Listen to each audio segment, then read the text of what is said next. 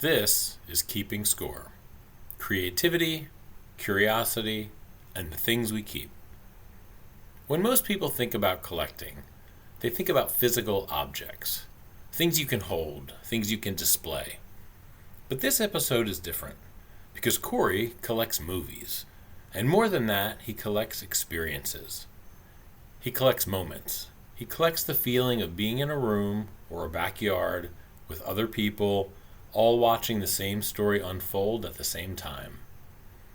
What really surprised me during this conversation is that movies themselves almost became secondary.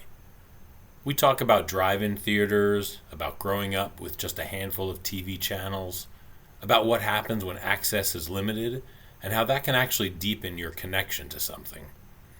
And then we get into what Corey has built now, which is honestly something closer to a living, breathing archive of shared experiences. Movie nights, theme screenings, double feature movie intermissions, food, even the smell of popcorn. All intentionally designed. It's not just watching movies, it's recreating a feeling that's slowly disappearing. And I think by the end of the episode, you start to realize that it isn't really about movies at all. It's about memory, it's about community, it's about what we're really trying to hold on to when we choose to keep something. This is Keeping Skor. Enjoy the conversation. Yeah, so what's going on down there in Florida? Let's see. Tried to stay up and watch a movie last night and fell asleep just after a long week. And then this morning, doing some laundry. This afternoon, we'll go to the Bonita Springs Brewfest. Nice. Brew Fest. What's that all about? They have maybe 80 different vendors from around the state, mainly from around the state. A couple of them might be international or national breweries. But they, once you buy a ticket, you get a little souvenir glass, and you go around to any of the vendors, and they'll pour you like a third of a pint, maybe a quarter of a pint of whatever beer you want, and you just walk around and enjoy the time. Cool. So Yeah, do you just like ripped by the end of this thing? it's definitely an Uber night. Yeah, yeah. It comes around once a year, so we have a bunch of friends that we meet there and enjoy the evening. Cool. That's awesome. That's really cool. What's going on up your way? Oh, not much. Slow start to my Saturday. But I mean in the best way, sleep a little later than normal.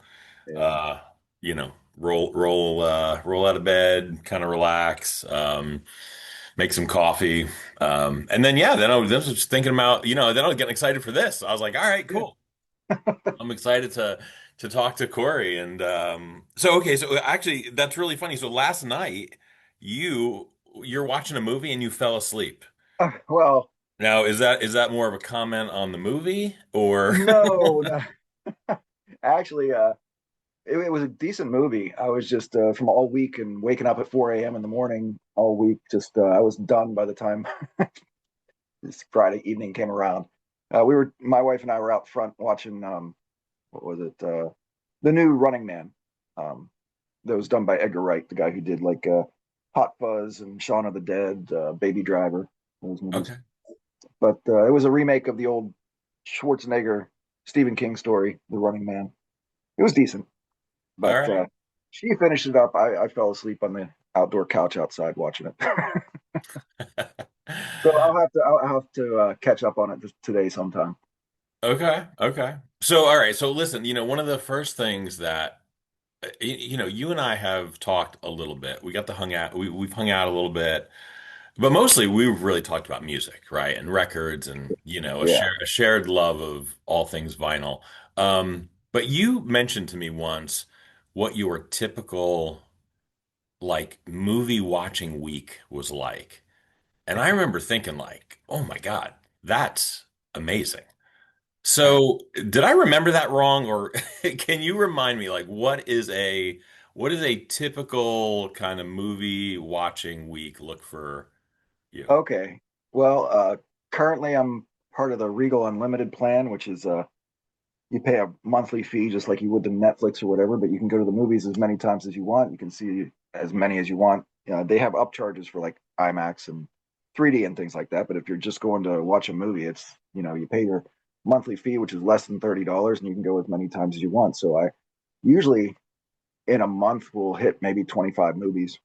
Um, like 2 days ago, my wife and I, right after school, we just stopped by our local Regal and watched a new movie that came out this weekend, and it was not good. So, but at home, I'll watch.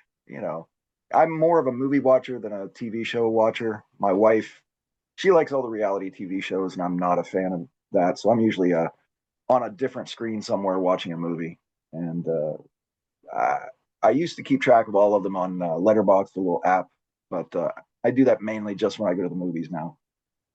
But I'll see, I don't know, throughout the month, maybe 25 at the theater and at least that many at home. Wow. Yeah.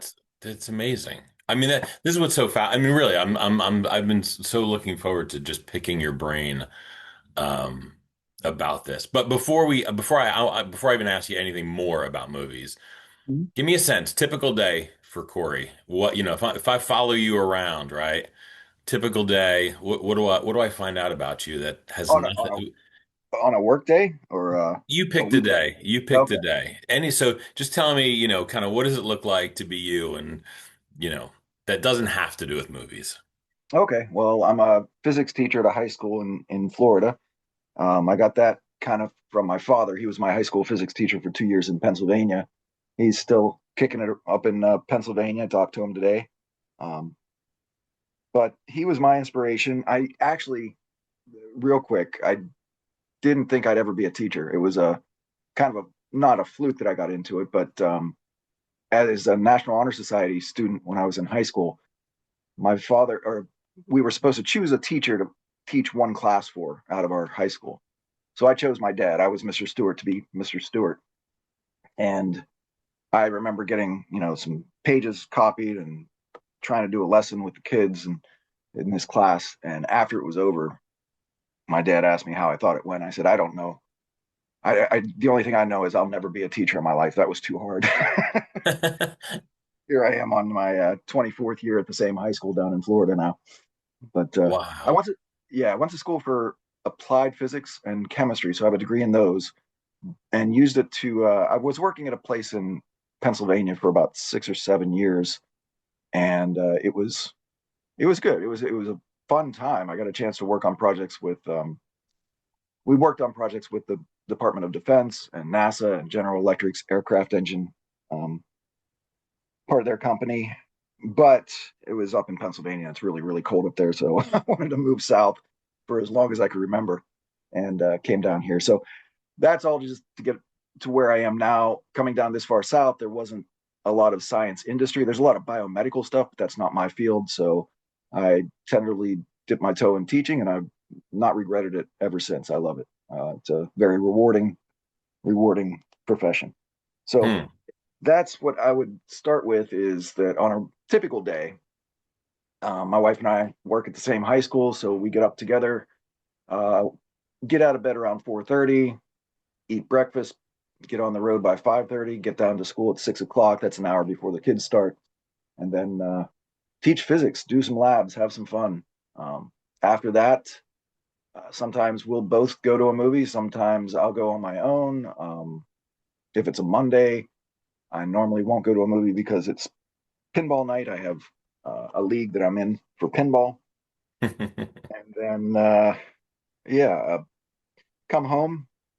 And if I'm doing some schoolwork or something, I'll have a movie on in the background, maybe something I've seen before, maybe something new. Usually catch. I would probably average maybe 2 movies a day if I'm relaxing at home. Outside, I get a chance to watch some stuff out there. We have a pool in the backyard, but there's a couple outdoor TVs that are facing out towards the pool, so I can put something on out there. Um, so yeah, that's going to be my typical day. Enjoying life, living the dream.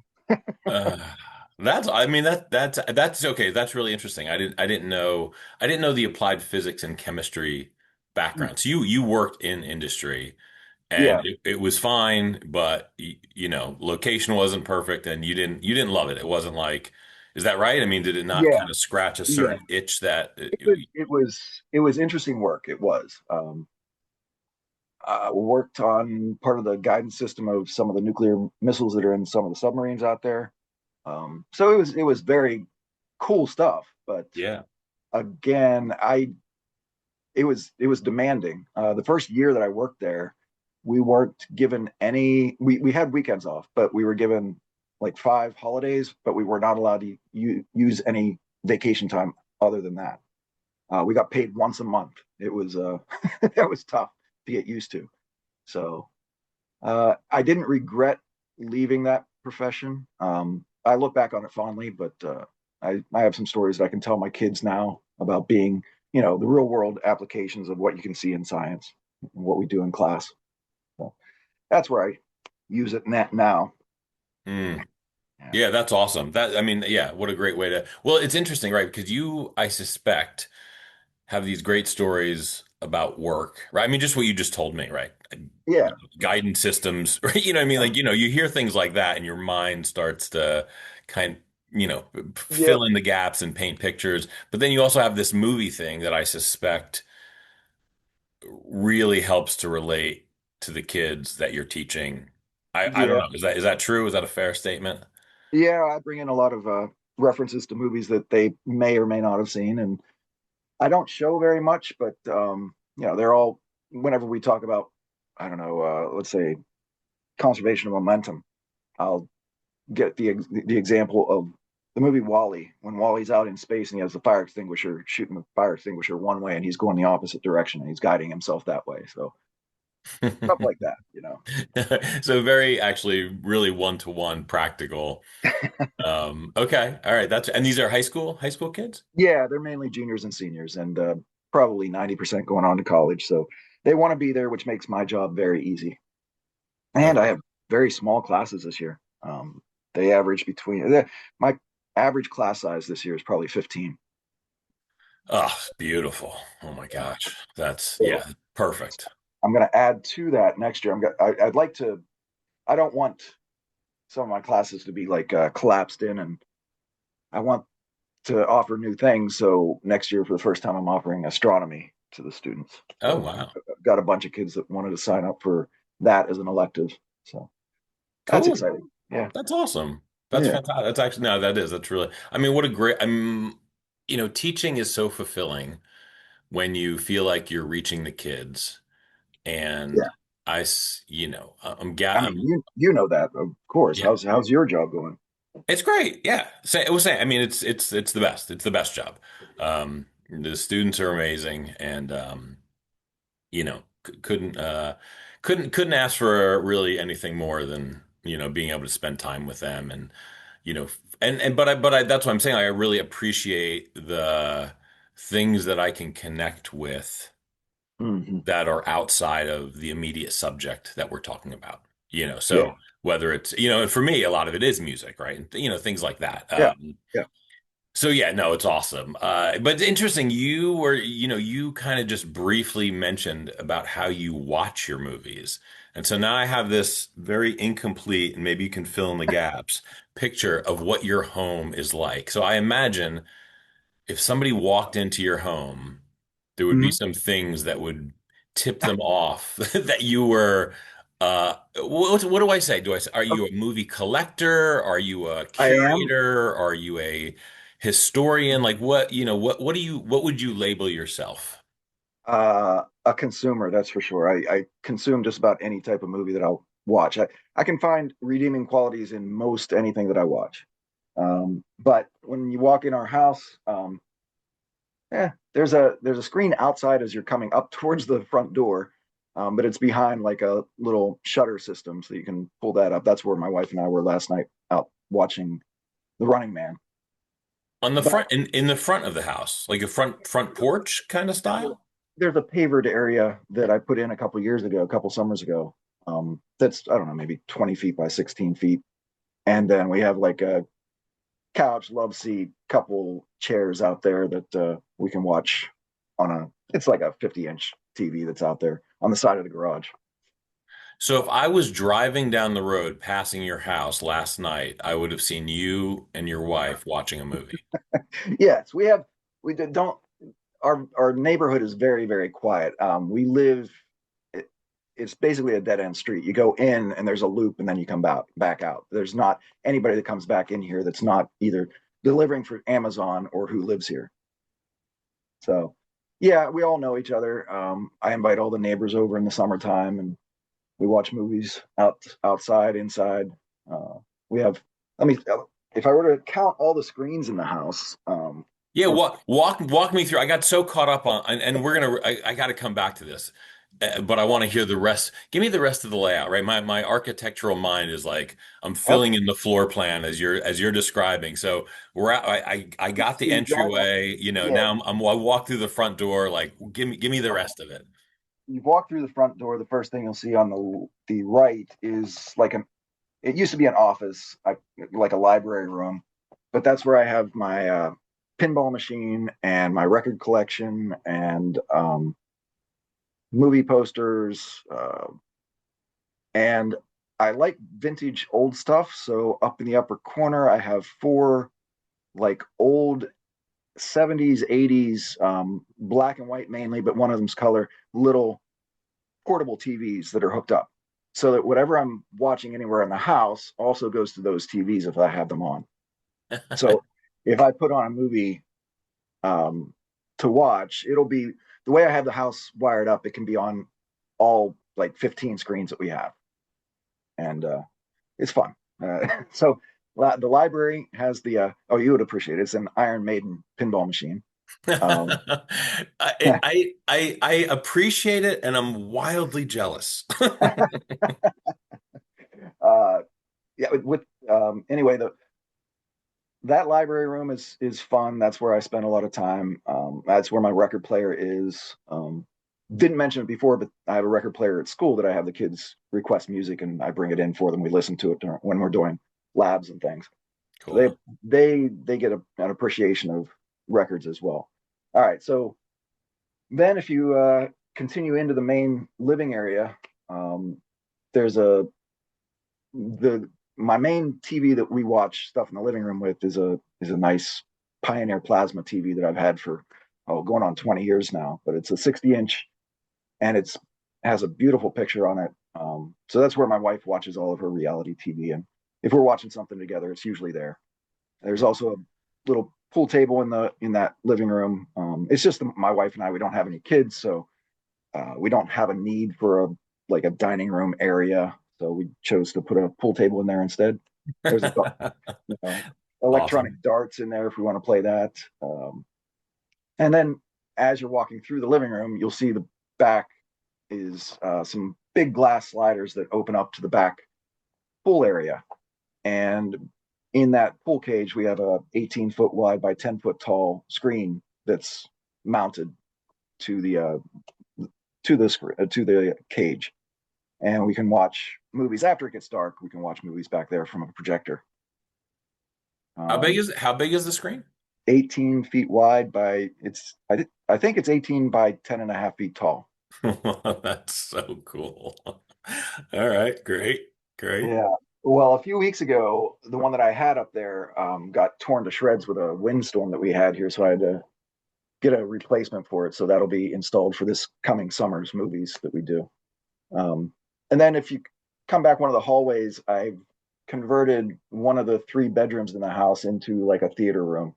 So I have another project. This is where I'm sitting right now. Is I have a projector above me, and there's a 100-inch projection screen in front of me. Three, no, four five TVs around the screen, so that on football Sundays I can have the Steelers on the main screen, the red zone up on top, and then four other games on the side TVs.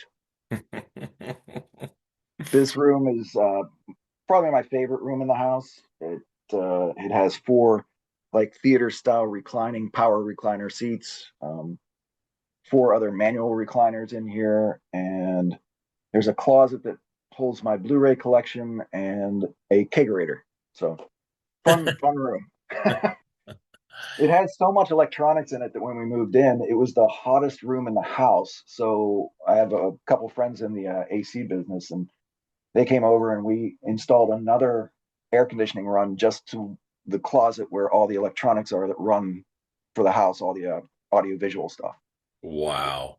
Yeah, I mean, of course. So, okay, so all right. So in that room, you have one large viewing surface, Yes. and then you said five other screens. Yes. Three of them are like flat screen, 32 inch. Below that, I have a old school CRT that has a DVD and VHS that I can use in it. And then up above the main screen, there's maybe a 42-inch TV up there. And you can run these all independently if you wanted Yeah. to, or you Yeah. could sync them all up. Correct. Yeah. Jeez. Okay. That's okay. All right. So Uh we've got so back here, I guess one, two, three, so six screens back here. I've got five. There are four of those small TVs and a larger CRT in the library area. So that's 10 so far. There's one in the bedroom, the living room, two outside plus the big screen. So I think we're up to 15 screens. Oh, 16 in the front of the house and one in the garage. So maybe 17. But they're not all, yeah, they're just for convenience sake. I'm not putting something on all of them at the same time normally. right, right. Yeah. Okay. All right. So So okay, it, so it might be a little excessive. Maybe. I don't know. no, I mean, okay, so no, it's amazing. It's fascinating to me. Now let me Well, okay. Oh, go yeah. ahead. Oh, no, I have nothing. Okay. No, what I was going to ask, I mean, I have like so many questions right now. But the one thing I do want to ask about is the social aspect. And I want you to hold off on the summer movie series yet, because I want to hear that kind of in its just sort of package, right? The full thing. But just Sure. as a general question, Hmm. this sounds like a potentially very social activity. Yes. I mean, it could be very solitary, but when you talk about having this thing in the front of your house, um, I just imagine people driving by and just being like, "Oh, look, Corey is outside. Corey and Karen are outside. We Uh, have, yeah. and then just rolling up and being like, "Hey, man, what's going on? Does that happen? Is that true?" We have mainly it's going to be people walking their dogs around and they'll stop and say hi, stop for 5 minutes and talk to us and then move on their way. But normally, we don't watch a lot of stuff out in the front. I put that out there more for, when we do the summers thing. So if there's a group of people that want to go out there and watch what we're watching, they can. But once every couple weeks in the wintertime it's nice to be out front instead of in the back because we can have a little bonfire going in our little solo stove out there, keep Mm, keep it warm. So it's just been in the last I don't know 7 or 8 months that we've had the TV out there, and I just put an enclosure around it about 2 months ago. So okay. I and mean, it's just before that I was just manually putting it out there when we'd want to watch something and taking it down. Now it's out there permanently. okay. Okay. Yeah, I mean, it But just sounds like such an interesting take on the front porch. yeah, I guess so. Yeah, last night we had uh, 4 or 5 groups of people, not groups, but people that were walking by, and they'd stop and say hi and ask how we're doing and see what we're watching. And, if they want to stay, they're always welcome to. We have friends that'll come over for a movie, and we'll sometimes watch outside in the front. So, yeah. Okay. Yeah, no, I mean, again, I think one of the sad things I think from an architectural point of view is that front porches have largely gone away um, in terms of like functioning as community building spaces. If they exist, they're there, but people don't feel particularly comfortable just sort of walking up on your porch anymore. There's not an Yeah. expectation that this would happen in most neighborhoods. But when you're out there and you're watching, I mean, that's almost like like a lighthouse. Like I mean, again, you know what I mean? Like that's an invitation. That is sort of an Yeah, unspoken invitation.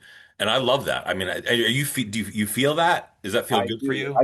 I agree with you wholeheartedly. I mean, it's not like when we were growing up, we'd watch the sitcoms or whatever, and everybody's hanging out on the front porch and talking to their neighbors. But we don't get that anymore.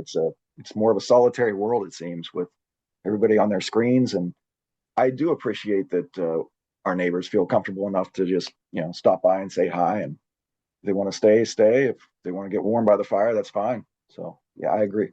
That's all. I mean, that's amazing. So interesting to me is that I think when most people would think about m movie watching, it feels very solitary, maybe with Hmm. another person.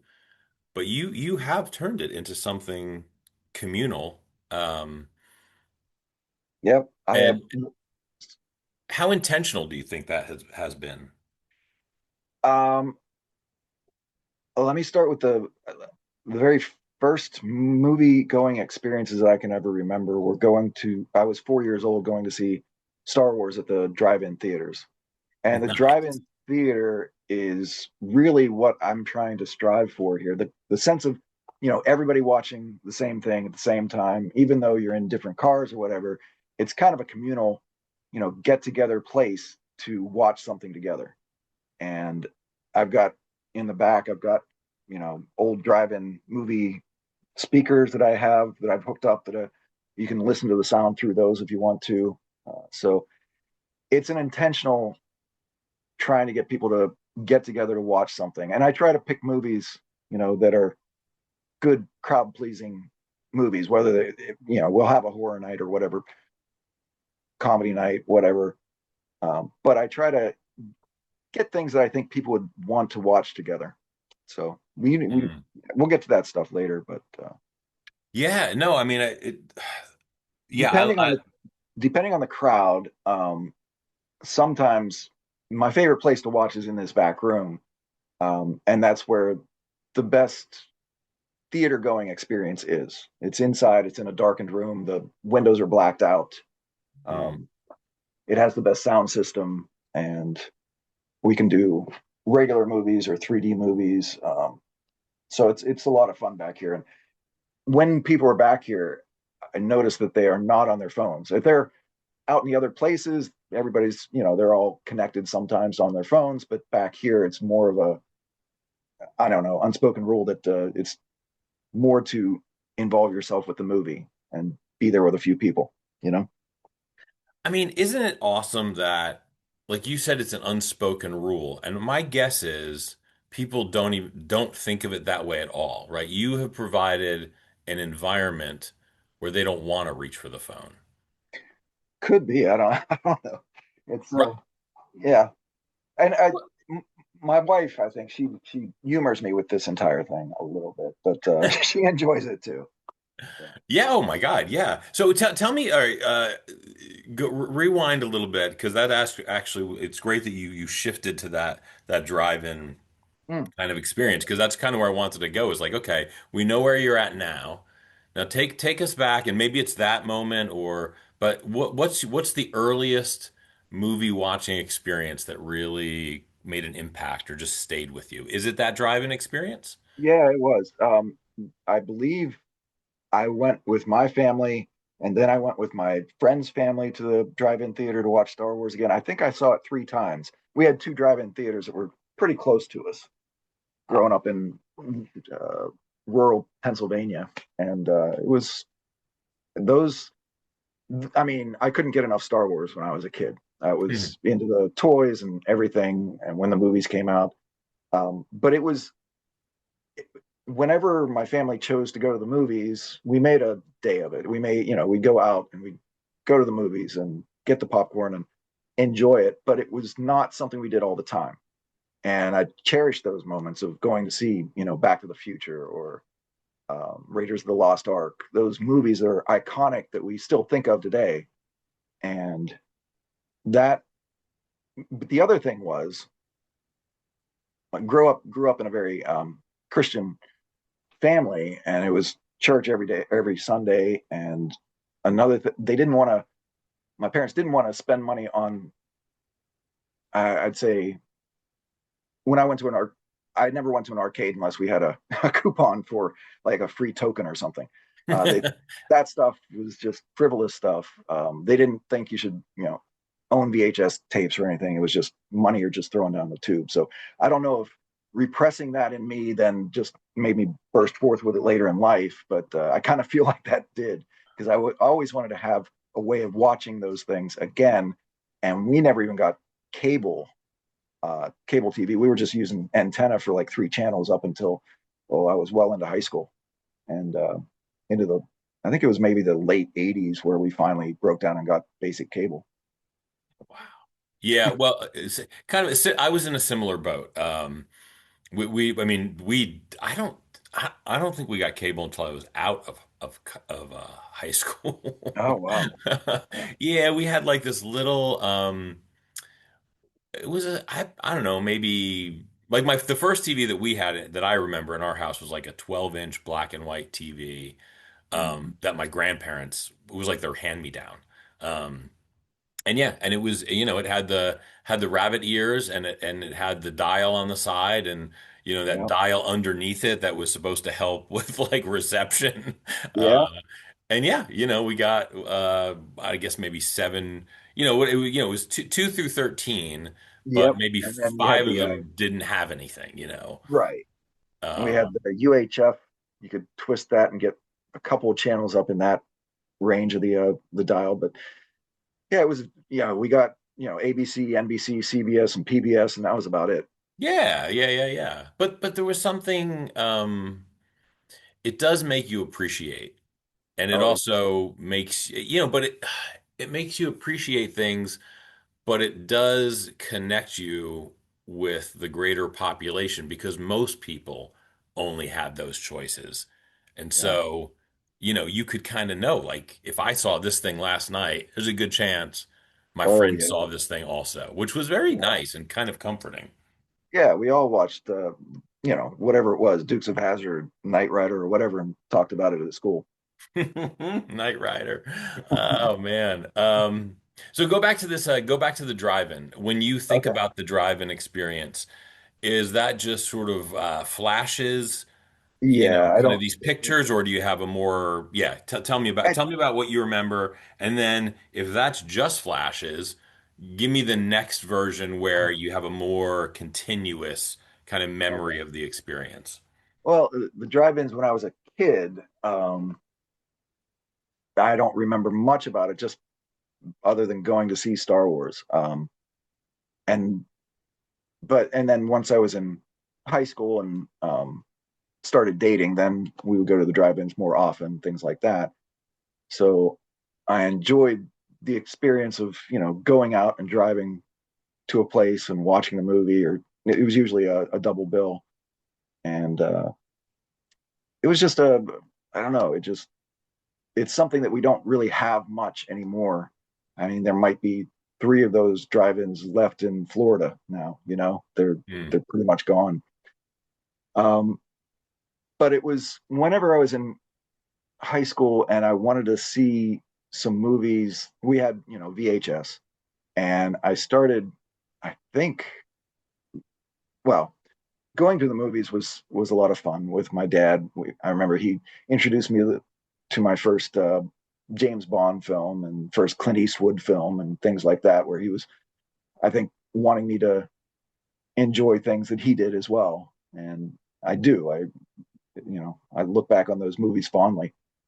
The first Clint Eastwood movie that I saw was Firefox, which was a a weird one to see as your first Clint Eastwood film, because it's about him in a um, as a operative in Russia trying to steal their uh, plane in the '80s. And one thing that I remember from that movie was there was a scene in it that I think I was maybe a little too young to see, where, and it wasn't nudity or anything like that. It was they lined up the Russians lined up a bunch of their scientists and just gunned them down with machine guns, and that stuck with me well after I watched that movie. And I don't know what it was, but just that scene stuck with me.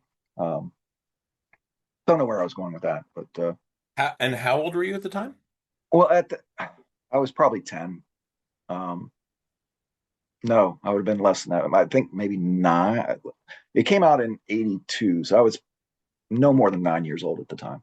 I guess I was probably old enough, but again, being raised in such a Christian household, we didn't seek out R-rated films and things like that. I was, Right. kind of pushed away from watching that stuff, so it had an effect on me.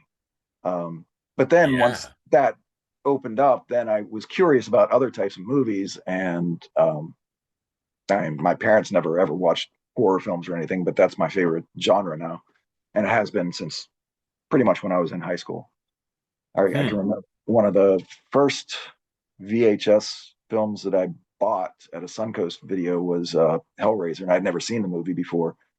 Came in a 2-pack, and that movie scared the living daylights out of me. I watched that in by myself in the basement after everyone went to bed, and yeah, I didn't sleep that night. So, So yeah, um, yeah. This first of all, that's very funny about the scene. Not yeah, not that the scene's funny, but the fact that you ended up being a physicist slash chemist. You yeah, know, I mean, very quickly we've gotten to yeah, we have figured out the trajectory of your life was like planned at like 9. You're like, I'm going to be a scientist because screw those Russians, and yeah, I'm going to collect movies because we don't have them in the house. Done. yeah. You know what? I shouldn't pay a therapist for that. Thank you very much. You're welcome. You're welcome. Okay, so I have I want to ask you more things about all of this, but I thought this would be fun because you watch movies obviously in a way that most people don't, and certainly not the way I do. So I'm going to Okay. give you some on occasion I'm going to take a little break and just give you some just the quick hitters. These are just gut reaction. You this is like either or, yes or no. Oh, You just okay. basically have to pick. And we're going to start off as simple as can be, and then we'll go back to the regular questions. I was thinking about this. I, like you, I also loved the drive-in, and I Mhm. loved the intermission. I mean, I love the Yes. movies, I love the double feature, but the Mhm. intermission was really a magical, Yeah, it you is. know, I loved try to I try to keep that here as well. So we'll talk about it. that at some point. Yeah, and I know that about you. So knowing that, I thought, you know what, I'm gonna insert little intermissions into our conversation, and it's Cool. gonna be these movies. So okay, so the first one is just the theme is performers, and you just have to pick. No, Okay. no wrong answers here. All right, De Niro or Pacino. De Niro. All right. As a body of work, I like his stuff a lot better. I have a soft spot for both of them being in, the Godfather films, but I think the career trajectory was much better with De Niro than it was with Pacino. If you try to watch any of his latest stuff, it's not really that good. I All think right. so. Yeah, I'll go De Niro on that. All right. Tom Hanks, Harrison Ford. Ooh, dang. Um, And again, just top of your mind, just these are yeah, quick. No, this is gut reaction time. as performers, I would say Tom Hanks. All Um, right. as one that I enjoy more of his movies, I would go Harrison Ford. It's just because of the iconic characters that he's portrayed in a lot of the movies that I love. Okay. All right. I get it. Very non-committal, Uh, very political answer I there. mean, Very yeah, nice. yeah. Meryl Streep or Kate Blanchett? Um, yeah, trying to. Just I'm gut. Just I'm feel it. a Kate Blanchett. All right. Yeah, it's a neither nor for that one for me almost. I mean, I appreciate their work. I'm just not mesmerized when they're on the screen. I don't know. I I know that they're accomplished actresses, and yeah, it's yeah. I don't know. Okay. So Yeah, yeah, you're going neither. That's a yeah. pass. That's a I hard mean, pass. not a hard pass. I just, eh, No, yeah. no worry. Again, these are quick. This Nope. this is this Okay. is an aside. This is no stress zone. This is So let's Denzel Washington or Brad Pitt. Ooh, Denzel. Okay. Viola Davis, Frances McDormand. Francis McDormand. All right. Julia Because, Roberts, yep. Sandra Bullock. Sandra Bullock. Okay. DiCaprio, Morgan Freeman. I'll go DiCaprio. Okay. We got two Yeah. more. Okay. Jack Nicholson, Anthony Hopkins. Hopkins. Oh, interesting. All right. Last one. Daniel Day-Lewis, Christian Bale. Hmm. Daniel Day-Lewis. All Yeah. right. All right. Okay. All I right. Once I took the pressure off me, it was a little easier to cut through the fog with those. Yeah, no, that's the thing. We just, I don't think that many people get to pick the brain of somebody who's watching 50 to 60 movies a month. Yeah. Really, I mean that is, really it's amazing. I mean, it's really cool. So then when when do you think, right? Maybe you can identify when did movies shift from something that you enjoyed to hmm something that you started keeping? Um, Probably started with Columbia House when I started with their CD club in the 80s. They Hmm. also came out with a movie club, and I think I got 5 movies, and I was able to watch them over and over. And yeah, those, I mean, they weren't, let me think if I can even remember what they were. It was like Top Gun, Days of Thunder. I think I had Caddyshack, Major League, and maybe Bill and Ted's Excellent Adventure. I was able to watch those over and over. And from there, I grew when I was out. I would one of my favorite places at the mall was Suncoast Video because they would always, have decent deals on some movies, and I'd usually pick up one or two. It was my place to go to, like that. And I loved Camelot Music and Walden Books. Um, but I started growing the VHS collection, and it got to be a few hundred. And then DVDs came out in, let's say, 97, I think. And I got a DVD player pretty early and then started collecting some DVDs and then ended up on a website selling pretty much all of my VHS to try to get upgraded versions on DVD. Hmm. And then ended up selling most of my DVD collection when Blu-ray came out. And that was, maybe 2010 or so. And then once I had a large collection of Blu-rays, many of them had the digital code on the inside. So I would redeem those digital codes on, at the time it was Ultraviolet. Um, and there were other places, but then I started into a digital like service called Voodoo at, it's probably about 2012 or so. And I had all those Ultraviolet movies in there. And they also had a way that you could put a Blu-ray or DVD into your computer. It would read it, figure out what it was.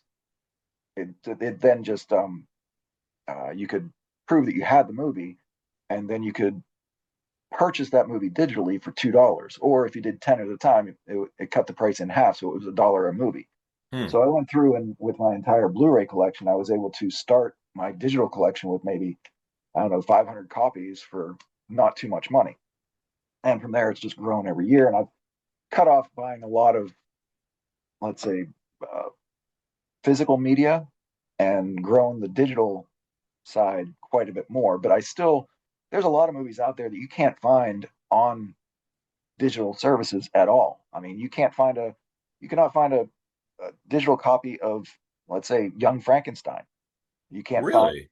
Cocoon from 1985. It's not. There's a ton of movies that you can't get besides physical copies. And now it's even becoming a problem with, let's say, Netflix and those type of services that want to keep hold of their catalog. They're only online, but they don't release a lot. Once in a while, maybe a Stranger Things season here or there.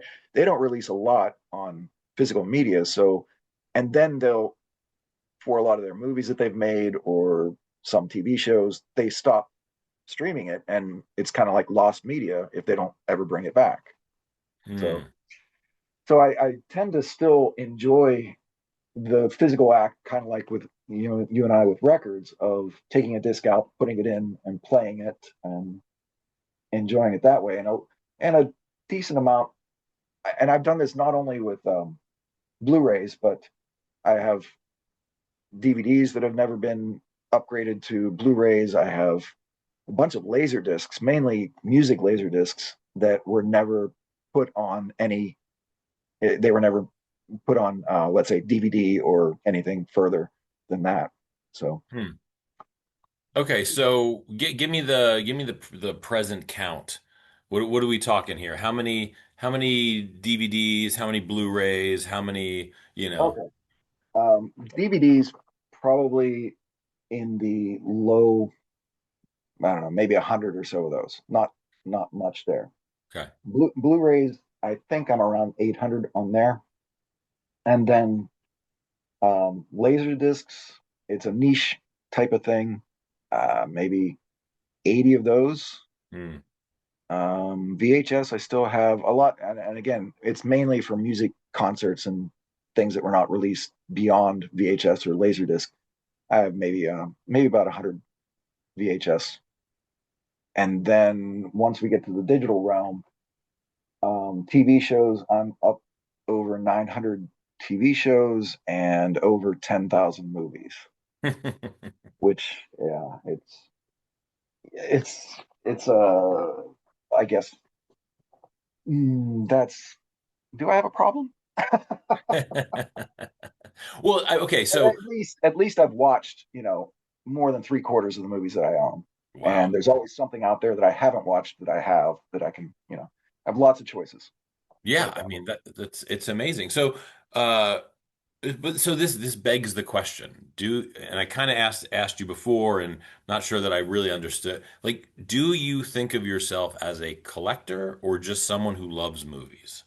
At this point, I do consider myself a collector, Okay. because I if you go uh, if you go onto a website like Just Watch, it's a place where you can search for any movie and it'll tell you where it's streaming, what it costs at like Prime or Vudu or Apple or wherever. It'll show you all the different places you can stream it for free or where you can buy it or rent it. You can filter the entire like online communities of all the different streaming services and see what they all have to offer.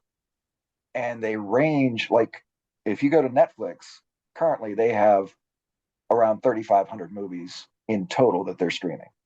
Now, when they were a disc company, you had access to well over 100,000 movies. But Wow. now that they're streaming, they've pared that down and they bring stuff in and take stuff out, but it's never really ever above 4,000 movies. Smaller Oh, services like Shudder, which does horror movies, they hover right around 500 to 600 movies that they stream. Prime is one of the larger ones. They have all sorts of stuff that they consider a movie, which, I mean, it might be even somebody with a camera out their back door watching a bird feeder. They consider that to be a movie that they have on their site. But they have like 20,000 movies. So I'm at the point where I could probably cut off all my streaming services and not have to worry about it for the rest of my life. uh, okay. Let me make sure. I mean, I know I heard it right, but I just want to just follow up with this.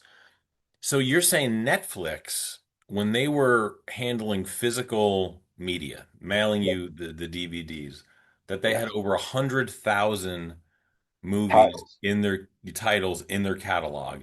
Yeah, And that might now, also be TV along with movies, but yes, it was. okay, Yeah. yeah, yeah. And now they're down to like 4,000. Yes. Wow. Man, that's, Um, boy, talk about the power of the gatekeeper. yeah, true. And a lot of it has to deal with deals that the studios make. Like, once Disney started buying up Fox and all these other, they own, like, what, National Geographic. I think they're all under that umbrella. They have all the Marvel movies, the Star Wars movies, they have the Fox movies.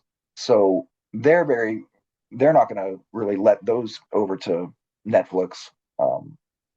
So you've got to pick and choose what you want to watch, and you're going to be subscribing to a bunch of different services to get everything. Okay. Whereas I'm happy to have all of those movies in my collection that I don't have to ever worry about. Well, unless the service goes down, you know. Sure. Right, right, right. Well, so how do you, I mean, how do you feel about this? You know, as someone who is obviously incredibly invested, and I don't mean monetarily, although that clearly is a part of it, but just Yeah. emotionally invested into this world. What is your take on this gatekeeping? Yeah, again, and I don't mean that in like a nefarious way, although it probably could be used that way. Yeah. Yeah, what's your feeling about this? Um, there are, I feel like, even though it seems like we have more choices, we're being limited quite a bit from what we could have. And Mm, it gets worse the more streaming services that there are. You know, Peacock's going to have the entire NBC catalog of, they have the Universal movies on there. So Universal's not going to be on Disney, and the Fox stuff's never going to be on Netflix. And it's just, it's Paramount has their own streaming service, and it goes with CBS, and all those CBS shows are on there, and the Paramount movies will all be streaming there. You're not going to watch Top Gun over on Netflix because it's just a strange world that we're growing up in, because it seemed like streaming was going to be, oh, you get to subscribe to Netflix and maybe something to watch your TV stuff on, and you're good to go. But it's it's very limited, and it seems to be even more limited the more time each of these. Because we're all, I don't know about you, but I subscribe to a few things. Some of it's crap, yeah, yeah, and I feel like I should go through and just start axing away a lot of it because I don't need it anymore. Now that I've built up this library, and it's, I don't know, it, when I first saw what Netflix had when I was checking it around, and I saw that I think at the time, Netflix might have had 3,200 movies on their streaming service, and I was at like 2,500 movies that I had in my catalog of digital movies. Like, that doesn't seem right. That seems very, very strange that that was all that they had. And it's never, they fluctuate up and down a little bit, but it's never, what you think Netflix should be would be this overarching one-stop place for all the movies, and it isn't that anymore. And yeah. you know, So, oh, another thing, another part of my movie experience was, I would I was a member of Netflix for the DVD, in sending them back and forth in the mail. yeah. And I would always, I had a way that I would take those discs and copy them. So I had boxes of, copied movies that I I've since thrown away, but I used to collect them that way as well.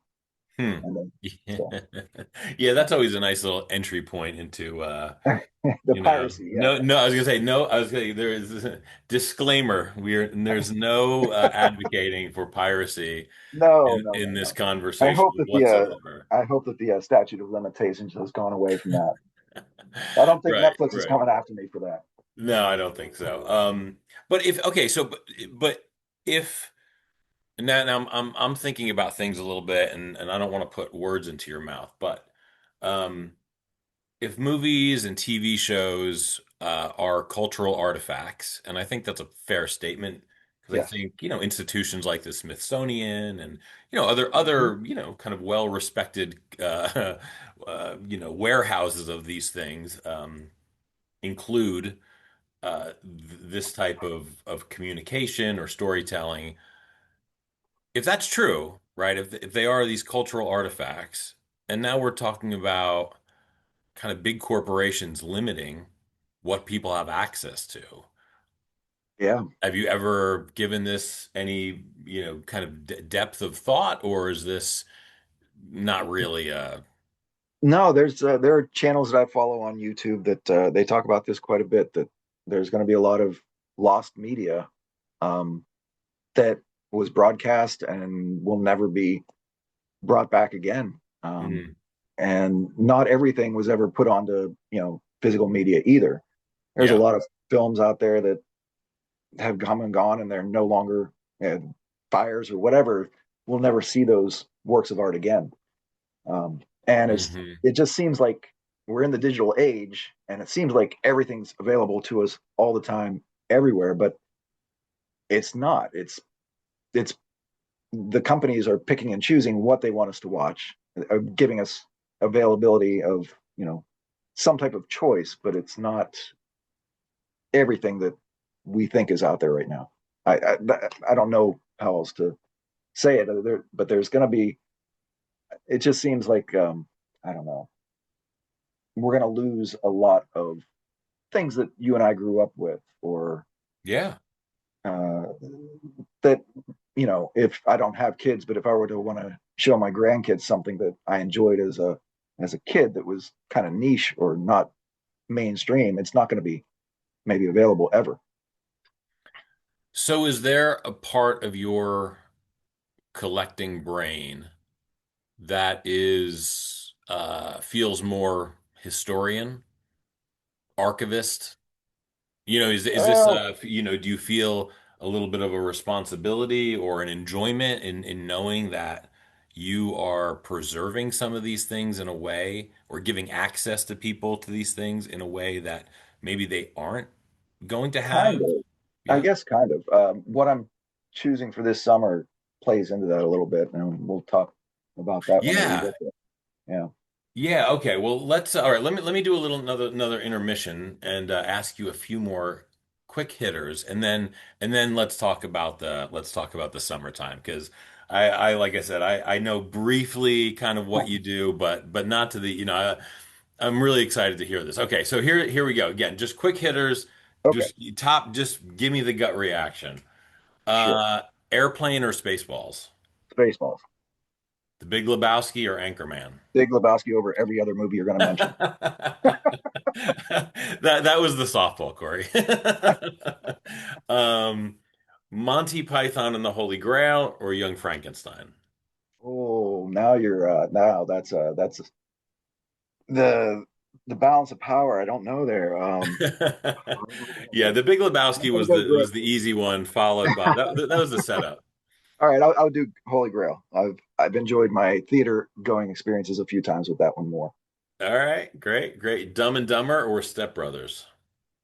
Dumb and Dumber. Hmm. Yeah, I Groundhog don't. Day or Ferris Bueller's Day Off? Ferris Bueller. Yes, Ferris All Bueller. right, I would agree with that. One more. Superbad or the 40-year-old virgin? Um, they both have their dumb humor, but I'll go super bad. Okay, fantastic. Back to our regular scheduled programming. Okay, so tell me about the summer. Like I said, you briefly mentioned this, to me, Yeah. maybe whatever it was. But yeah, paint the full picture of, kind of this, what you do in the summer for yourself and your friends and, the people Sure. around you. Yeah.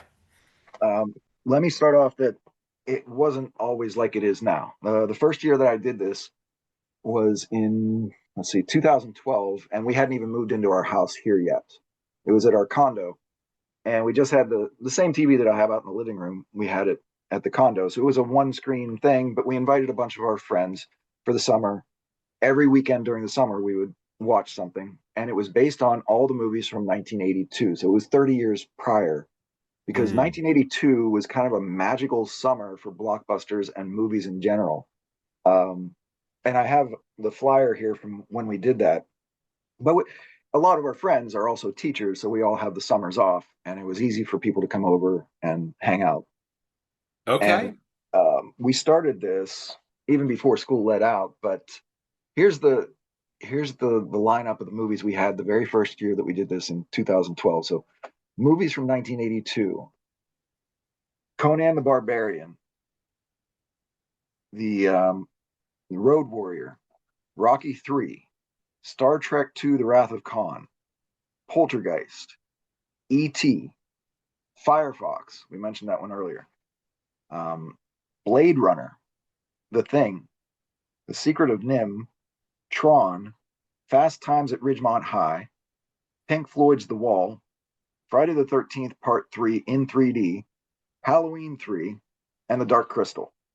So we did those. I think it was 16 movies throughout the summer, and we had people come over, and it was just a chill thing, and it was a lot of fun. We had people sign a little poster when they came. So we had throughout the summer we kept the same poster, and if you came, and we still do that to this day. I have a hallway where I just have the movie posters. Well, I make a poster that people can sign, and it has all the movies on it that we watch during the summer, and everybody that comes during the summer gets to sign it and say something. But that was the first year we did it. It was very low key. Um, you know, had people. We had some snacks there. It wasn't anything big, and then we ended up Well, moving. hold on, sorry, one sec. So the first summer, this is essentially in a very typical Two-bedroom Florida condo. condominium living room. Yeah. Yep. That's Okay, it. six So sixteen it was movies, one a weekend. kind of. Sometimes it was double features, but yeah. Okay, okay, and you got you got a couple of bowls of popcorn, Yeah. Made some popcorn. okay. Learned how to make at that time. Learned how to make theater style popcorn Hmm. by doing a lot of research, and still use that same recipe to this day. Is this a secret or can you share? No, no, it's not a secret. Oh, tell us. This is see this is you only get things like this, when you're an hour deep into a movie about a conversation about movies. What is the secret to, tell me, how do you make movie style popcorn? Okay, so I just get regular popcorn kernels, whether it's Jolly Time or whatever it is, in a bag. Hmm. Um, you need for the best experience, you need one of those whirly pop, like it's a little hand crank thing you put on the stove top, Oh yeah, yeah. and I think it's a third of a cup of popcorn kernels.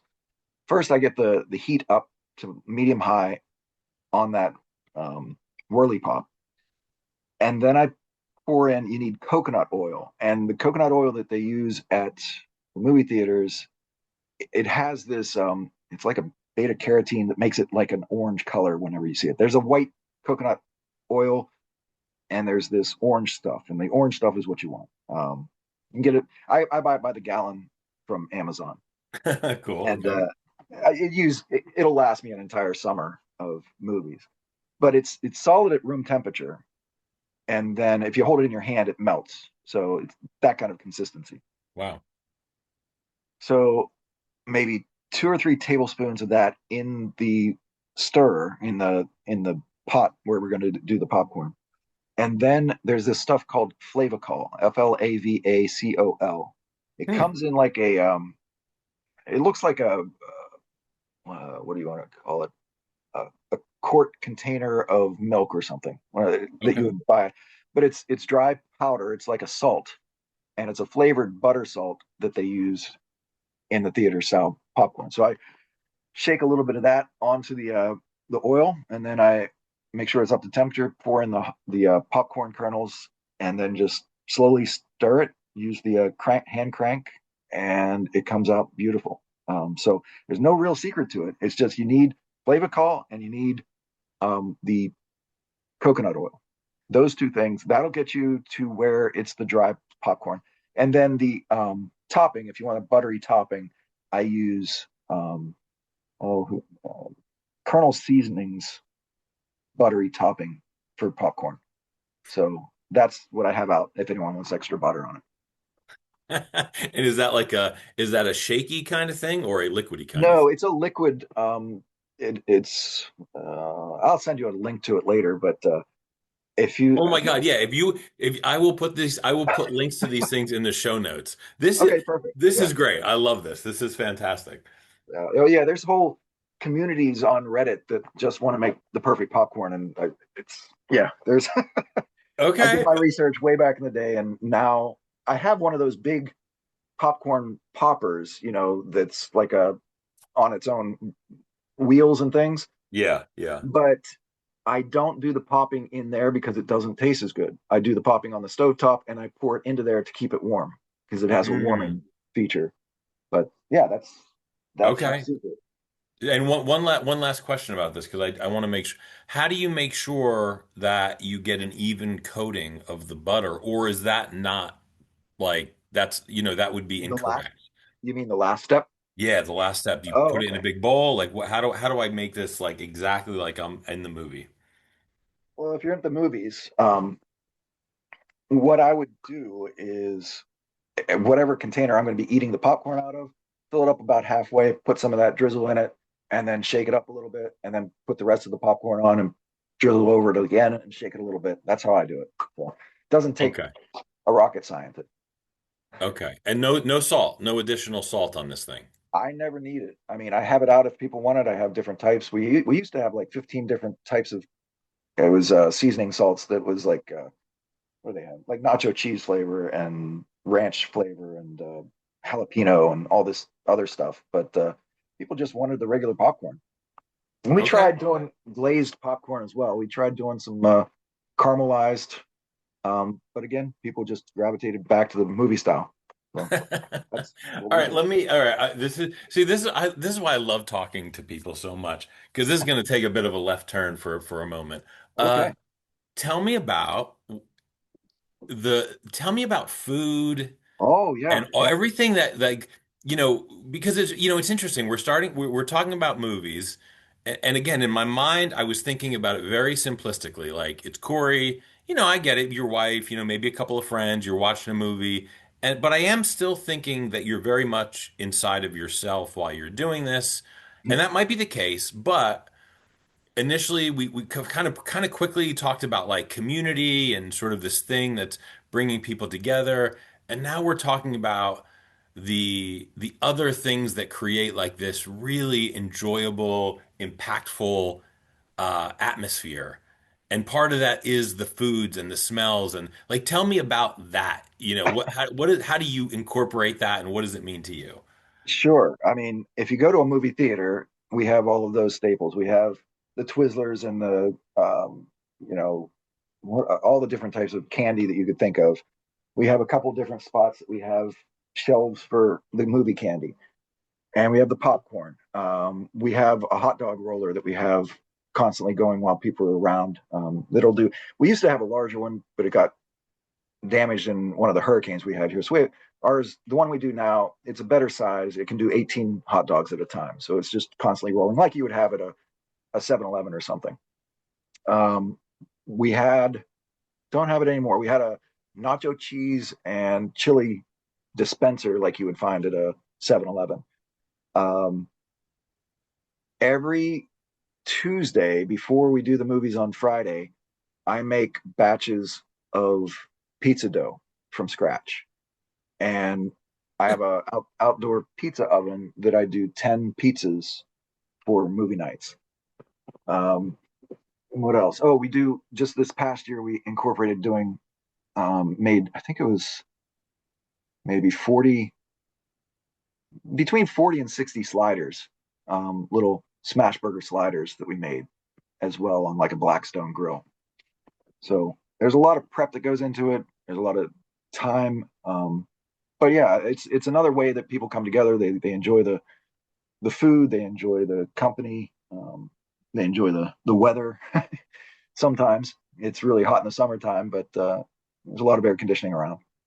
But How much, if I don't want to break it down into percentages, yeah, but how much of the movie watching experience has to do with taste and smell and flavors? mm, it's difficult for me to go to a movie and not have that craving for popcorn. It's just so ingrained in me. Um, and I normally don't go for any of the other stuff that they have there. My wife sometimes likes like cheese sticks or chicken tenders or something, but I'm just always a popcorn and a diet soda type of guy. But Okay. I would say that it's it's exciting for me to do the pizzas and things. I take inspiration from a place down here in Cape Coral.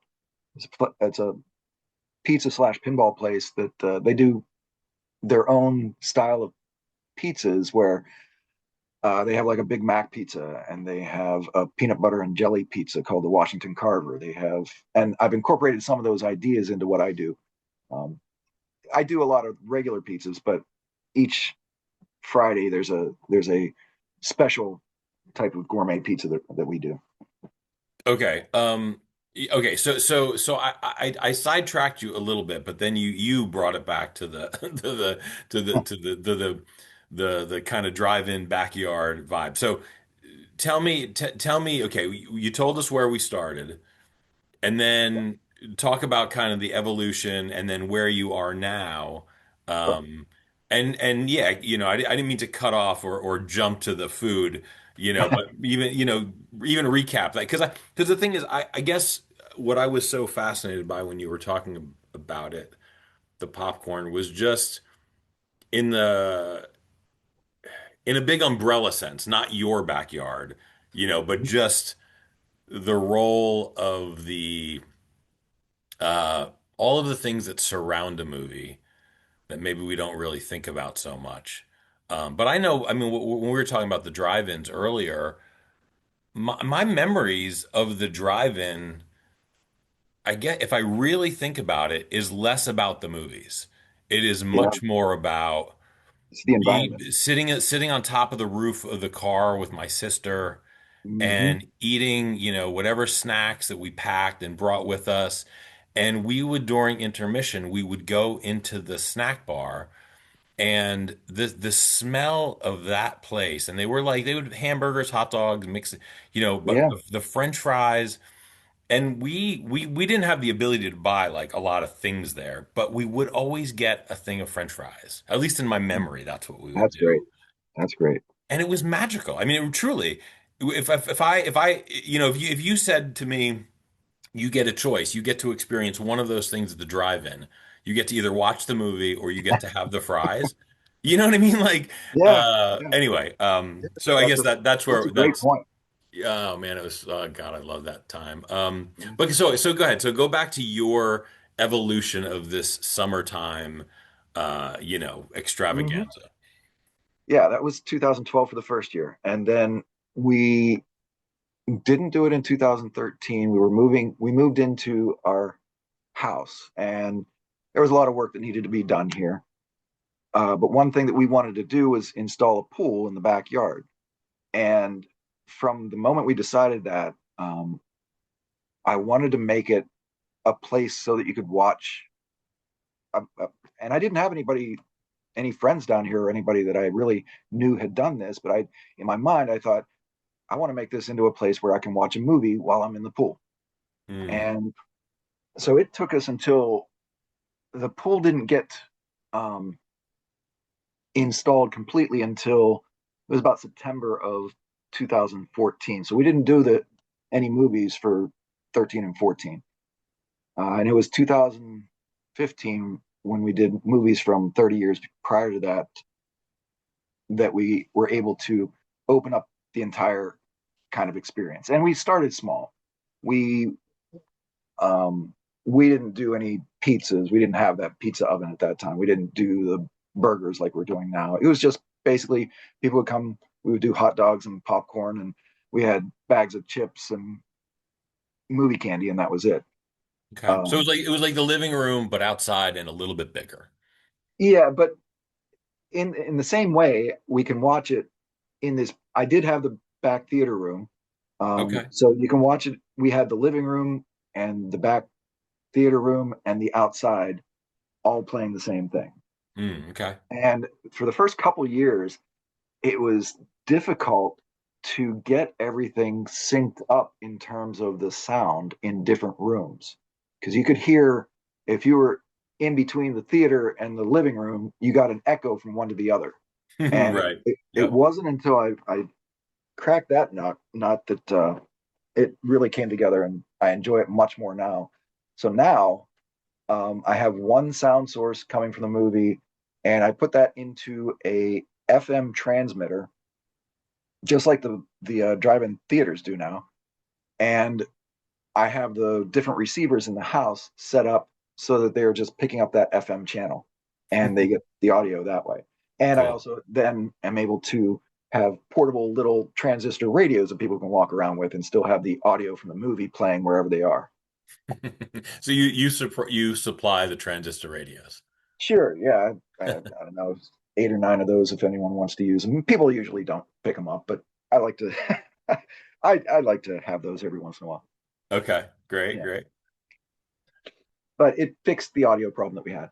Okay, cool. And from there, each year we've like that first year, 2012, when we were doing it at at our condo, we watched a ton of movies. It was from May 11th through beginning of August, and it was normally a couple movies, and we've cut that back from 16 movies back to about I think we've done 4 Fridays or 5 Fridays the last few years.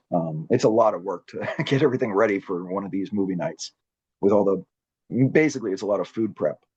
Um, but instead of doing eight, I think let me um, yeah, I think we did eight the first year that we did it with the in 2015. But then we realized that that was really a lot of work, and we cut it back to I think five is what we're doing from now. For now, and from now on, we'll probably just do five Fridays Okay. during the summer. So 5 Fridays during the summer. Yeah, Um, 2 movies a and night and an intermission. Yeah, well, I'm sorry, say that again.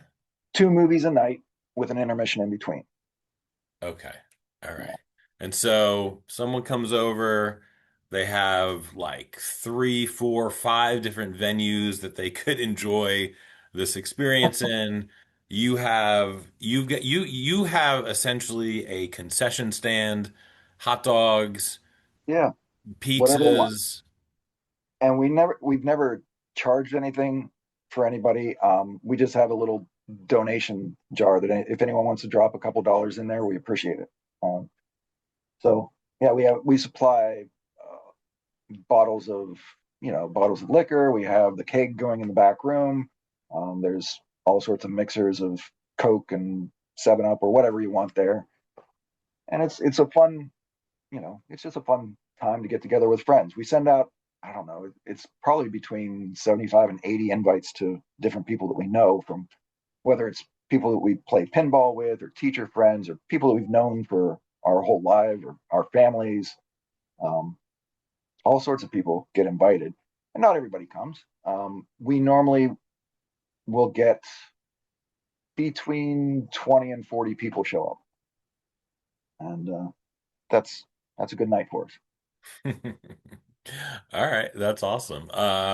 So I want to hear about this summer's theme and what you're gonna watch. But before we do that, I want to do another one of these little breaks Oh, here. cool. All All right. right, so quick hitters here.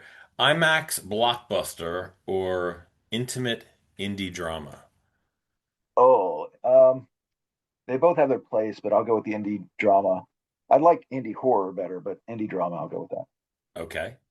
Um, physical effects or CGI?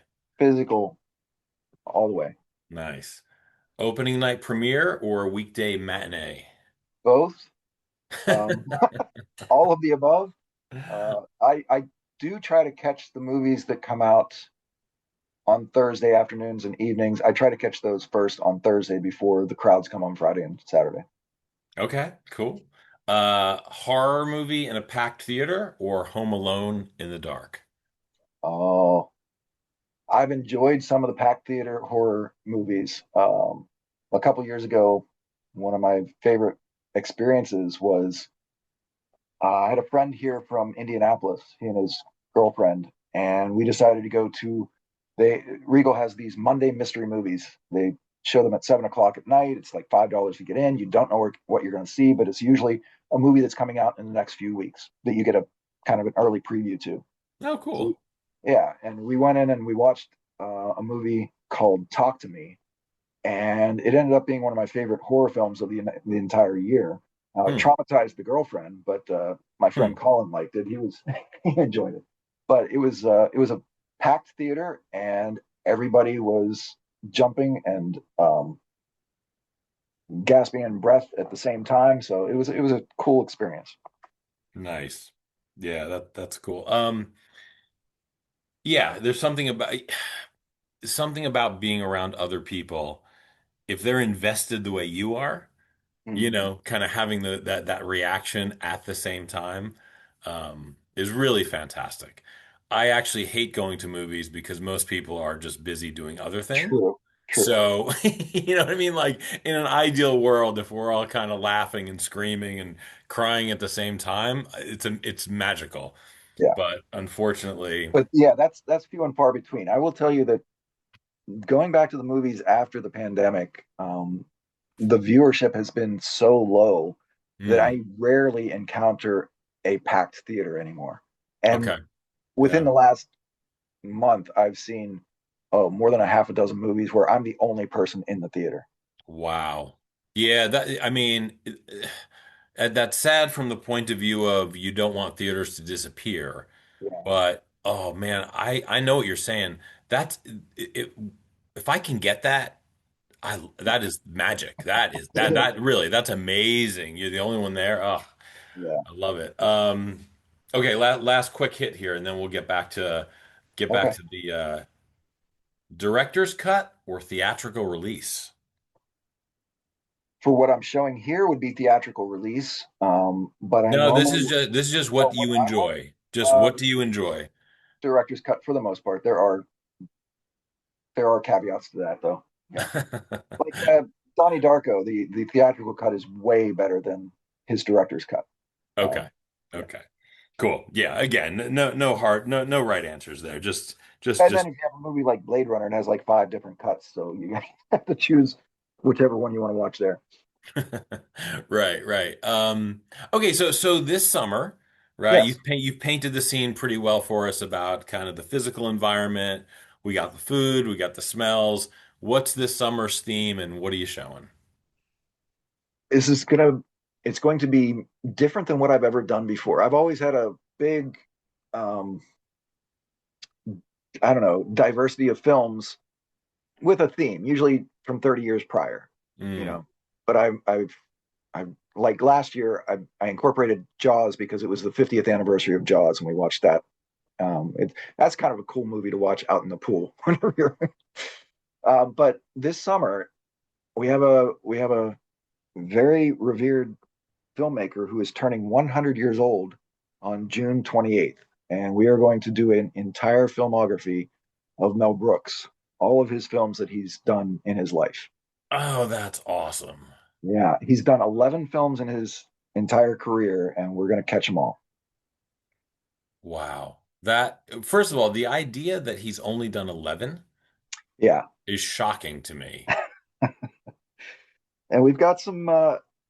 I'll usually pair something that people might not be as familiar with something that's they're more familiar with. Like Mm. Life Stinks is a movie from 1991 that he directed. I'll pair that with maybe Spaceballs or something.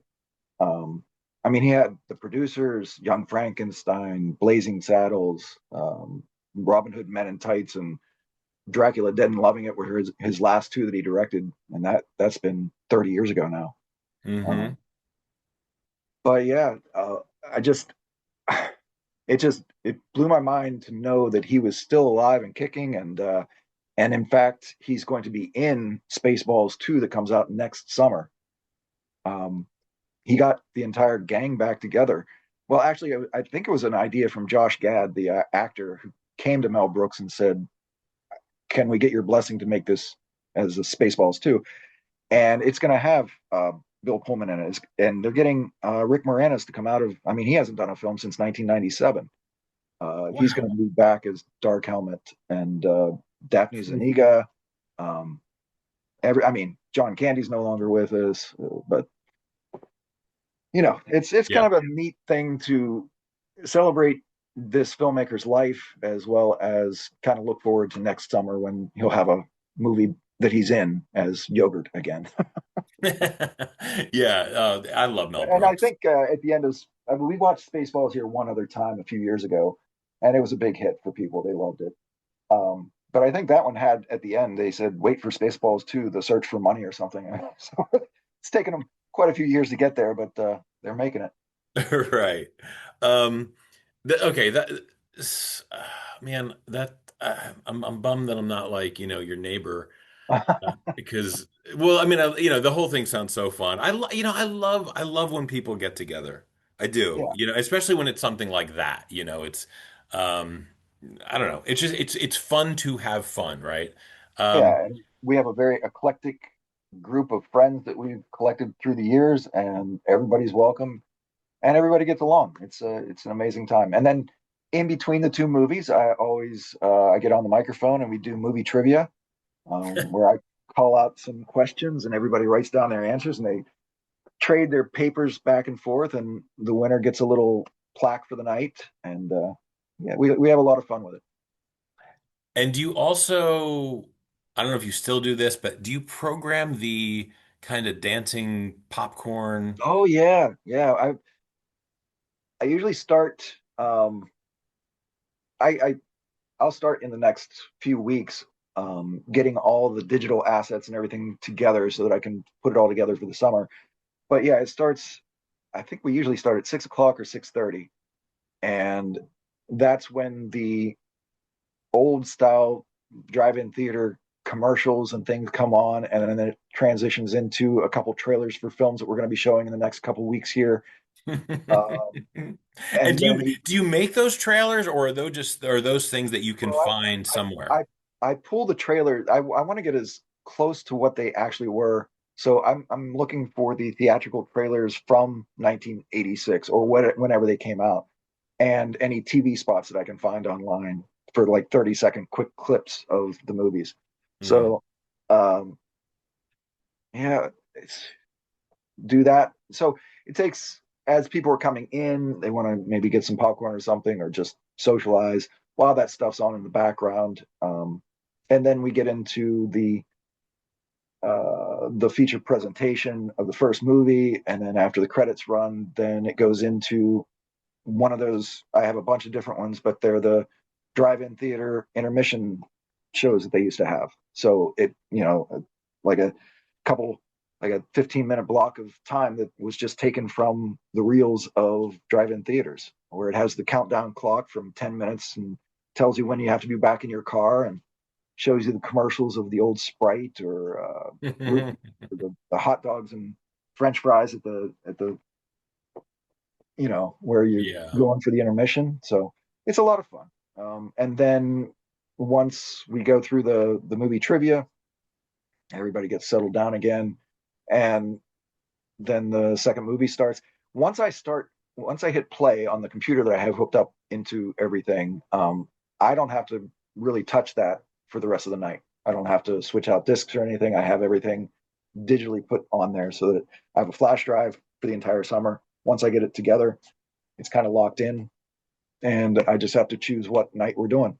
So if at some point I can send you a flash drive, and you can have your own movie night if you want to enjoy what we do here. Dude, I would love that. I would love that at least to just experience, one of them. Yeah. If I can't get down there, in person, that would be that would be pretty cool.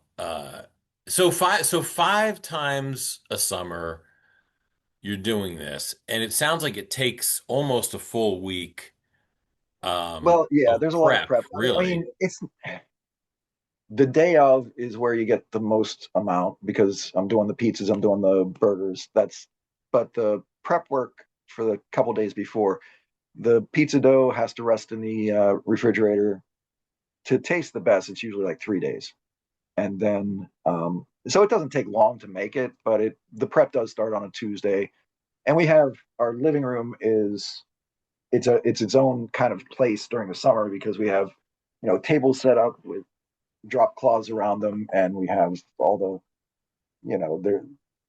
the hot dog roller there and the popcorn and the candy and chips and all that fun stuff.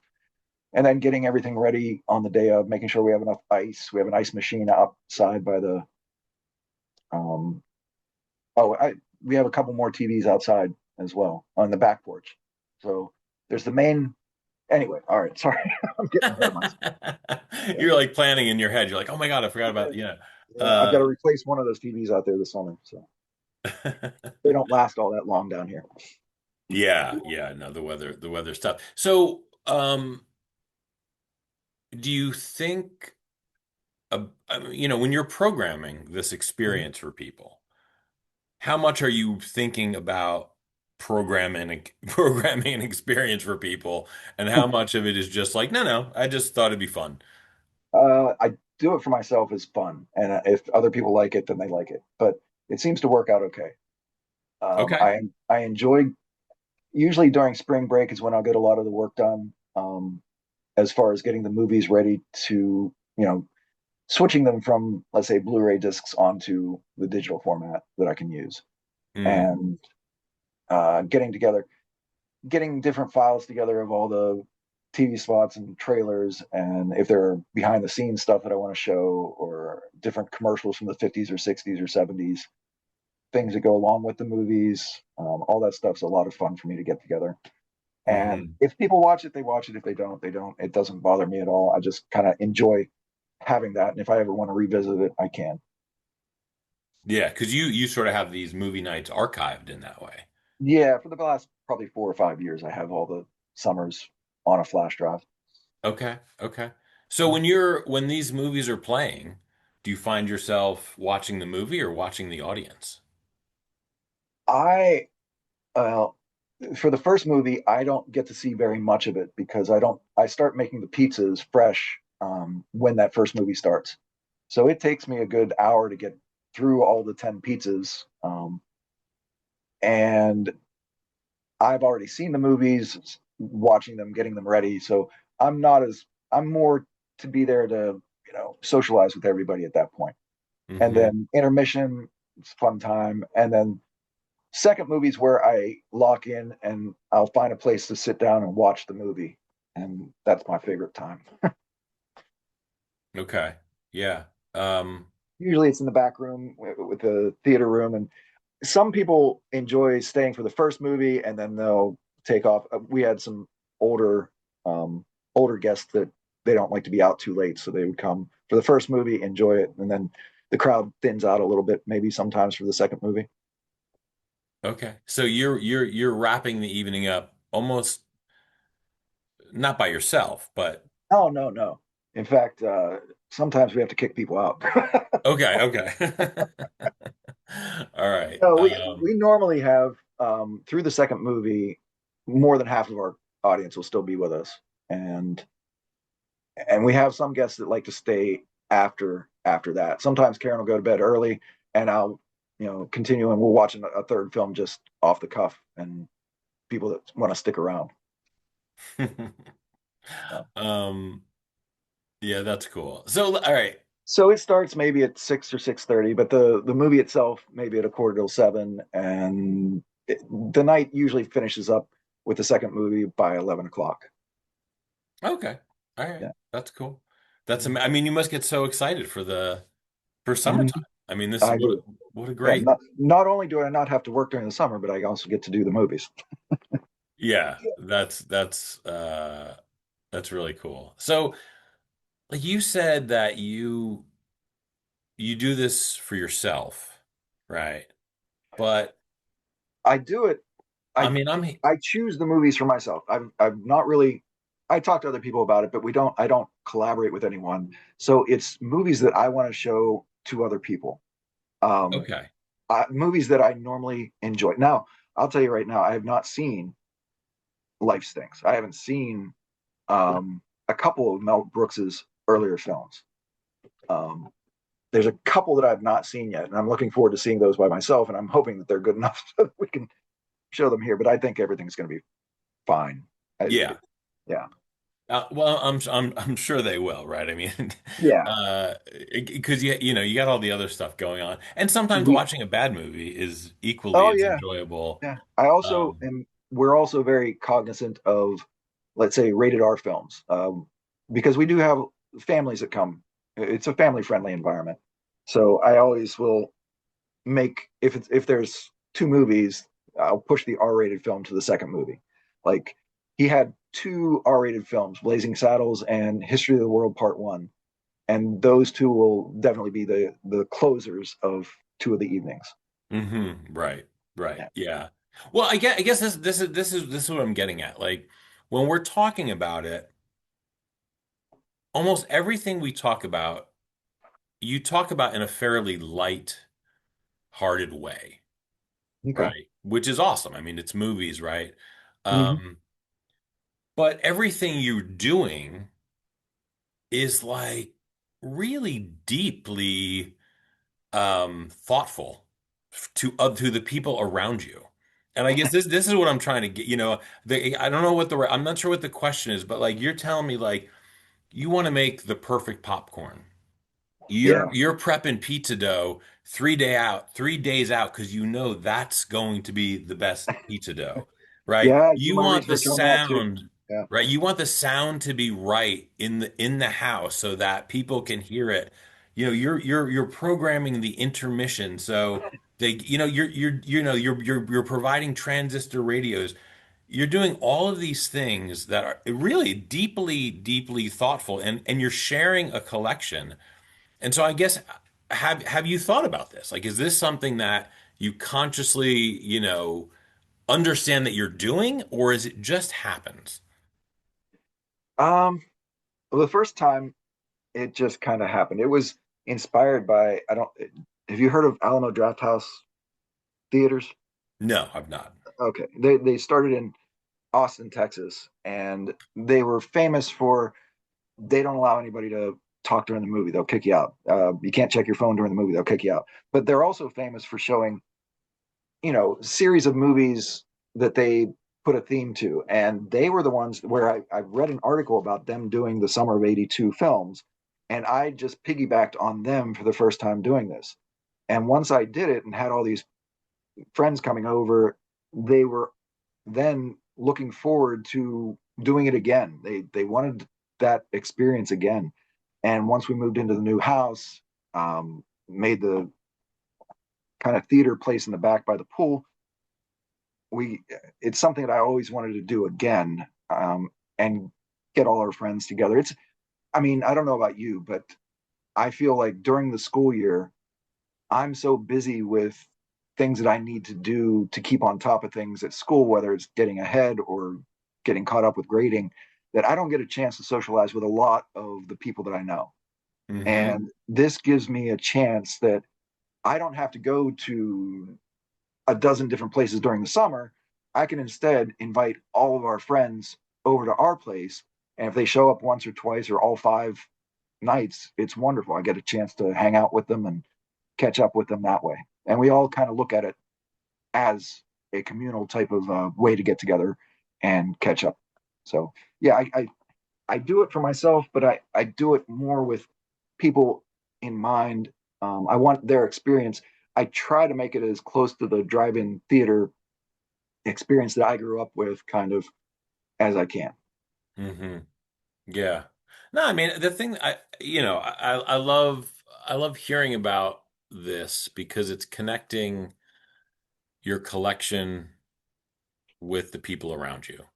Um, Yeah, and if for anyone who was, I guess if I said to somebody, hey, first of all, I love collecting. Like, that's the base point, right? Like, I think collecting is something that can really enhance somebody's life, right?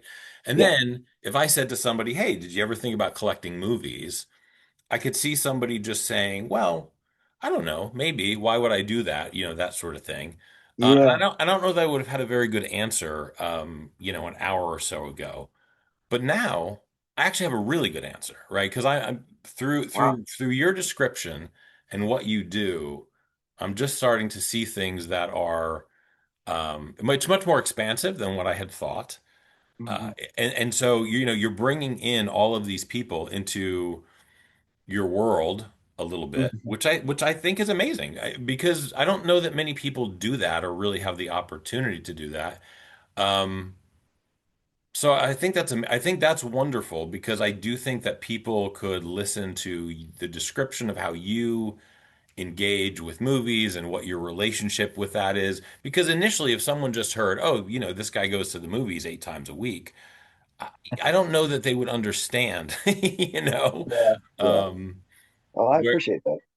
yeah, no, I mean I love it. So just a couple more things that again will help me sort of, I think, ground in my mind what you're doing, right? And so, do you think you're building something here like If I that? was if I Yeah. was not teaching, Yeah. My dream would be to have my own theater and do this full time, but I'm never going to do that. So what I do is this is my compromise. I like presenting the movies to other people. Um, Okay. so Okay. in lieu of not doing that with my life, I do it this way.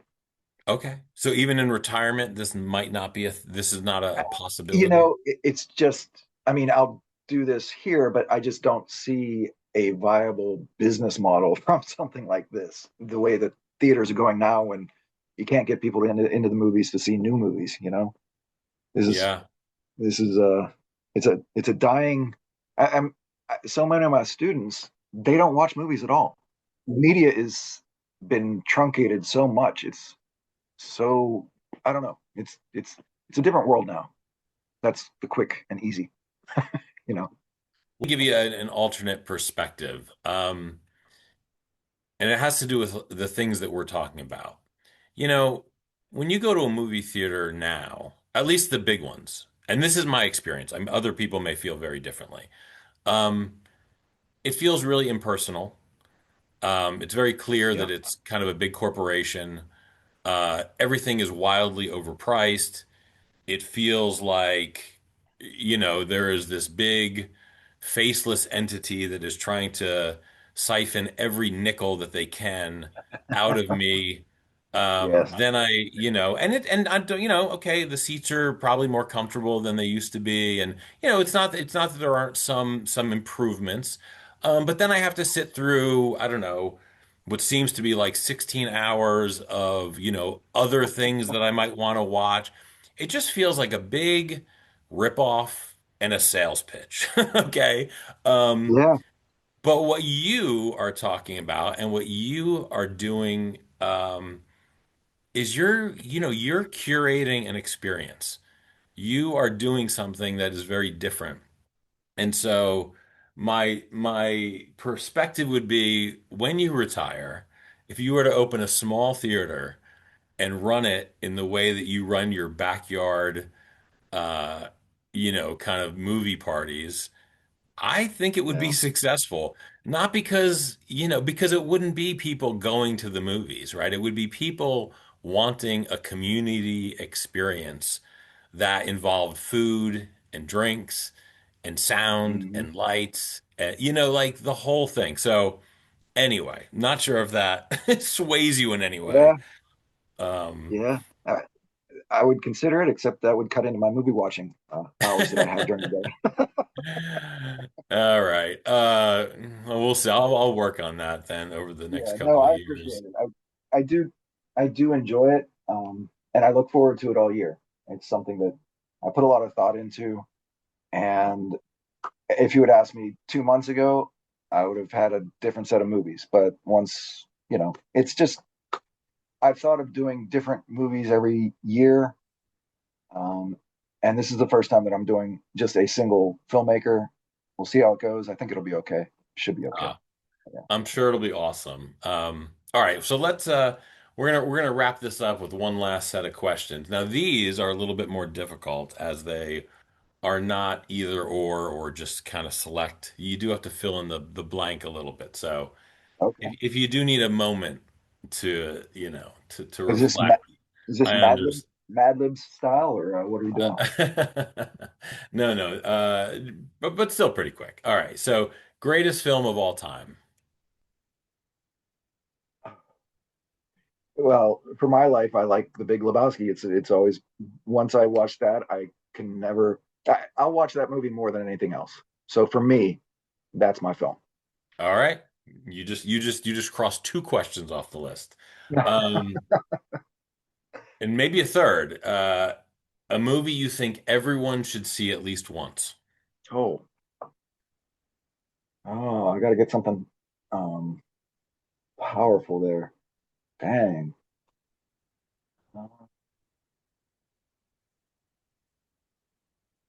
Oh, I don't want to go. Oh man, movie that I think everyone should watch at least once. So Again, many quick. movies. Yeah, Don't need to overthink it. Just what bubbles to the surface. Bill and Ted's Excellent Adventure. All right, that is awesome. That is not at all what I would have thought, and I love that. Greatest movie soundtrack. Blade Runner. Okay. Vangelis. I love the synthesizer score that he did for that film. Fantastic. Now maybe this one you've already answered, but maybe not. Best movie theater experience you've ever had. In college, our local college theater, watching Star Wars, the very first one, with an entire packed room that was shouting out all the lines. It was just such a communal experience that I'll never forget. That's great. See, right back to community, right? Ah, it looks Yeah, so yeah. good. Um, Most underrated film in your collection. Underrated. Dang. Something that I like that uh, what's something that's underrated? Dang, I am drawing a blank right now. Something I really like that I'm flummoxed. I'm That's fine. We flummoxed. we we could put a I'll pin come in back. that one. I might come back to that one. Okay, okay. We put a pin in that one. Um, Movie that changed the way you think about film. Psycho Hmm. from Hitchcock. All right, fantastic. A film that you love that most people don't. A film that I love that most people don't. Probably oh,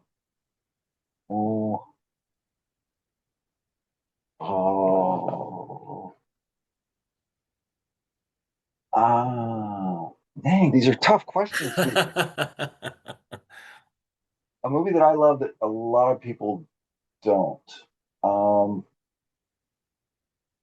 what's a movie that I go back to? I'm gonna say thing. Pet Cemetery. Huh? People like that, but I just no, I'm just a loss right there. All right, we got two more. Two more. Okay, I knew these were they're going to be a little harder. Uh, but just fun to think about. A movie that surprises you that you still love. oh, let me Sometimes we think have of those movies that we really love when we're like, 8, yeah, yeah. 10. Um, Princess Bride. Loved it hmm. as a kid and enjoy it more now as an adult even. All right, fantastic. And then the last one. If you could keep only one film, what is it and why? The unadulterated version with no extra stuff on it, the very first Star Wars film, A New Hope Hmm. from 1977. That's it. That started me on my path of movies. So I love that film more than anything. I mean, even more than Lebowski. I just that film has a special place in my heart. That's awesome. Well, cool, man. This has been great. Yeah, I appreciate it. I've enjoyed hearing about this. I appreciate your the conversation and sharing Yeah, a little bit of your what's the right word? Not just your experience, but your I obsession. mean, well, I mean, is that how I mean, is it that how you would categorize it? Sickness. I don't know. I mean, It's it it's a feels very collection. It's very large, but it's grown over time. It's not like I grabbed 10,000 movies all at once. right. So, but I'm always on the lookout each week for different things that I might want to pick up. Well, I mean, the thing, and maybe this is the last question, and I think I maybe kind of asked you earlier, but now that we have had this conversation, right? I'm going to give you some categories here, and you can tell me if you feel that you fit into any of these. Okay, Okay, I'm going to list them off. sure. Curator, archivist, programmer, exhibitor, ritual maker. Dang. Do, I I like the first few. I'm not sure about Ritual Maker. That makes me sound like I'm Anton LaVey about ready to do a satanic cult or something. Um, well, well, to be clear, I mean, I actually really love the idea of ritual, okay. in its most spiritual sense, but also in its kind of daily rhythm of life sense. And so, this thing that you're doing in the summer, I mean, that's really what is driving that. Hmm. That feels very ritualistic to me. Again, why? Because it encompasses all of the senses. It's really thought out. I mean, it's evolving over time, and maybe that makes it less ritual because there is sort of some change involved. Yeah. Um, but it feels like you are very actively trying to create an energy and an environment um, that stimulates people in a very specific way. And that's where that term comes from my point of view. So yeah, so of those five, is any one of those kind of feel really comfortable? Or, you said the first couple, curator, Well, archivist, programmer, which ones uh, resonate with you? just collector would be the one that I would go with. But Okay. yeah, I don't know that I'm archiving too much. So much of what I have is mainstream that uh, I would just say I'm a deep cut collector. Deep cut collector. Cool. All right. I love it. Well, again, thanks, Corey. I appreciate it. No, thank you. You made it very easy. I've never been on a podcast before. I wish you all the best luck with this. I hope this is a good endeavor for you that you can grow in the future. Well, thanks, man. I mean, for me, it's just fun. Yeah. It's kind of like what you're talking about with movies. There's no expectation of anything other than, um, I just, at some point you start to realize the things that you really enjoy. And I just enjoy talking to people. I Mhm. enjoy collections. And I guess I discovered that I can find out a lot more about a person if I if they share why they do what they do and how they do it in revolving around their collection. Yeah. It's a very what's the right word? You're not coming at a person directly. If someone just says like, "Hey, Steven, tell me why you feel this way." You know what I mean? Like, you're like, "Wait, you're just not sure how to deal with that." Like for me personally, right? Yeah.